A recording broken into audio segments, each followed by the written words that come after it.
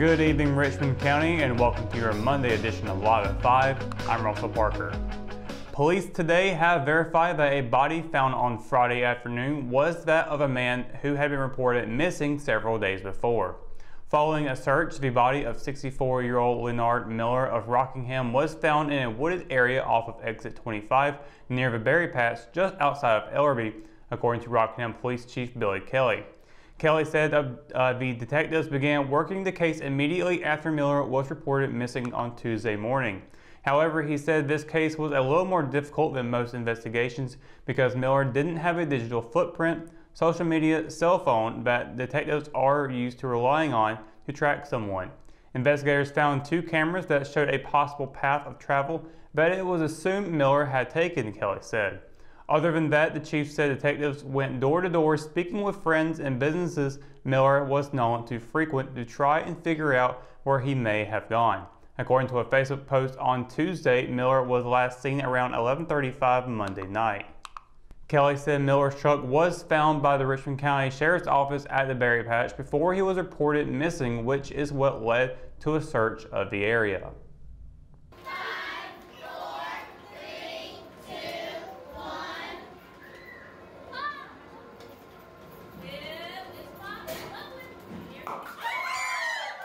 Discovery Place Kids ended its 7th birthday party on Sunday with a bang.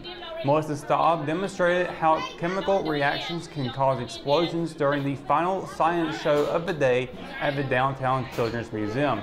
Staub, a 5th grade teacher at Washington Street School, mixed a half tower of Alka-Seltzer with water in a small cylindrical tube, put the cap on, shook it up, placed it upside down, and stood back. The kids who had gathered around the table but were standing back at a safe distance counted down from 10 but had to wait a few more seconds before the pressure buildup turned the small plastic bottle into a projectile as it blasted up to the ceiling of the demonstration area with an audible pop, followed by shrieks of surprise and excitement. The county won't have to pay up to demolish a dilapidated former boat building facility. Officials announced Friday that the county is the recipient of a $75,000 grant from the North Carolina Department of Commerce Rural Infrastructure Authority to tear down the old Tartan Yachts manufacturing plant. County Manager Brian Land said in an email that the grant will provide much needed funds for an aged industrial site that has been a major blight for many years at the entrance to the Marks Creek Industrial Park. Land added that Richmond County received the only demo grant in the state during this budget cycle. Economic developer Maury Butler, who also applied for the grant, said the county had foreclosed on the property after years of no taxes being paid and currently owns the property. Butler said the demolition and grading should be complete within the next 9 months and that there is already a party interested in the property. The only thing that prevented the Richmond Senior High School boys basketball team from winning the 2019-2020 SAC Tournament Championship was a sense of urgency in the 3rd quarter. Making the trip to face the top-seeded Pinecrest Patriots, the number 3 Raiders saw a lapse in the 3rd quarter lead to a 62-55 loss in the rubber match between the 2 schools. Despite dropping an impressive 32 points in the final 8 minutes, Richmond couldn't eliminate a game-high 14-point deficit in the early stages of the 4th. It was the 2nd time in as many seasons head coach Donald Pettigrew and Richmond made a title game but came up short. Although his team didn't win, Pettigrew said the opportunity to be fighting for a conference tournament title was where his team wanted to be. Now, for the 2nd straight postseason, the Raiders will have a first-round home playoff game. The NCHSAA released its finalized 4A state playoff brackets late Sunday afternoon as the Raiders earned a number 13 seed in the West region. Richmond is paired with Butler in the opening round, and Athletic Director Rob Ransom confirmed the game will be played tomorrow night at 6 p.m. Richmond's 19 wins this season are the most in a single season for the program since 2016-2017, when then head coach David Lattin led the Raiders to a 20-7 record. That season was also the last time Richmond and Butler met, seeing the Bulldogs earn a 20-point win in the 2nd round of the playoffs. A new era of Richmond Raider baseball began on Saturday as the team competed in its first scrimmages ahead of the 2020 spring campaign. Traveling to Terry Sanford, the Raiders were managed by first-year skipper Rob Ransom. Richmond would play 2 scrimmages, each with an hour-and-a-half time limit. The Raiders tied Eugene Ashley 4-4 in 5 innings and used a 7-run 4th inning to defeat the host Bulldogs 7-4 in 6 innings. With wet and wintry weather overtaking practice time the last 2 weeks, Ransom noted his team hasn't had as much outdoor practice time as he'd hoped for. The 2 scrimmages were the first bit of live action for the Raiders this spring, and Ransom said he was overall pleased with the performances, but noted some areas that needed some work. The Raiders will return to the practice field until their regular season opener at home against non-conference Anson on March the 2nd.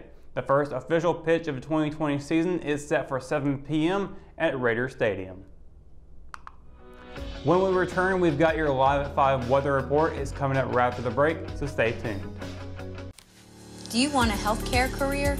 Certified medical assistants are multi-skilled healthcare professionals capable of completing administrative and clerical tasks, making them a valuable member of the healthcare team at medical clinics, doctors' offices, and other healthcare facilities. According to the U.S. Bureau of Labor Statistics, the employment of medical assistants is projected to grow 23% over the next 8 years, much faster than the national average.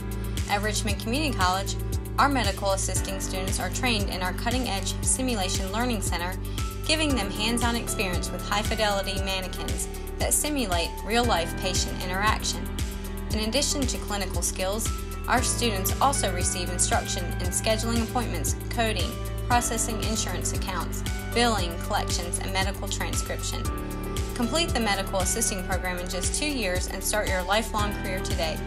Visit www.richmondcc.edu to learn more about enrolling in the medical assisting program at Richmond Community College or call 910-410-1700.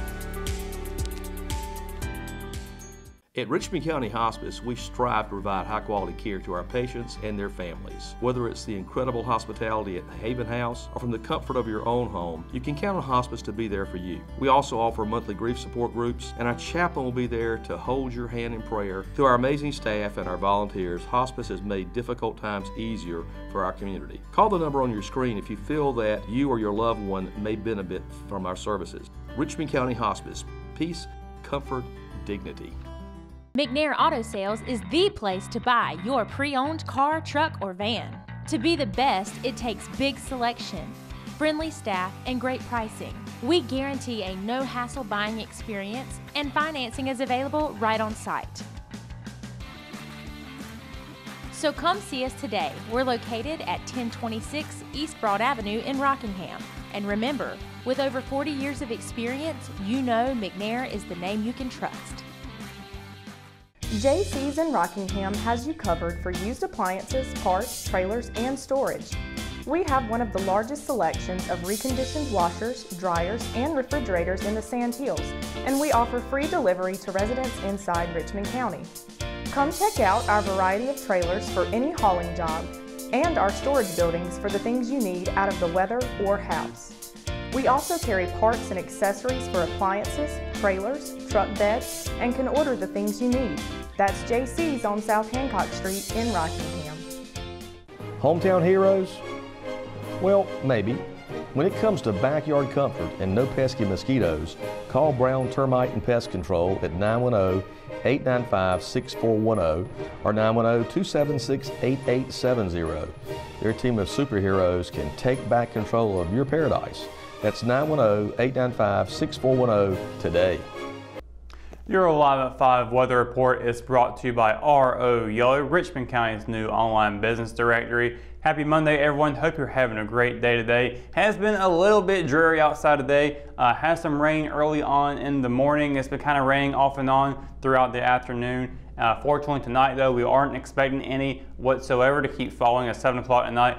48 degrees, as well as up to 10 o'clock. No difference in the temperature, but cloudy nonetheless. That's why you're seeing it almost reach up to 50 degrees with that cloud coverage, keeping that warmth trapped in here. But looking at tomorrow, we are seeing rain across the forecast once again over in the entire Sand Hills region. In fact, starting in Fayetteville, it'll be a high of 67, low of 58. Over in Rayford, it'll be a high of 67, low of 57.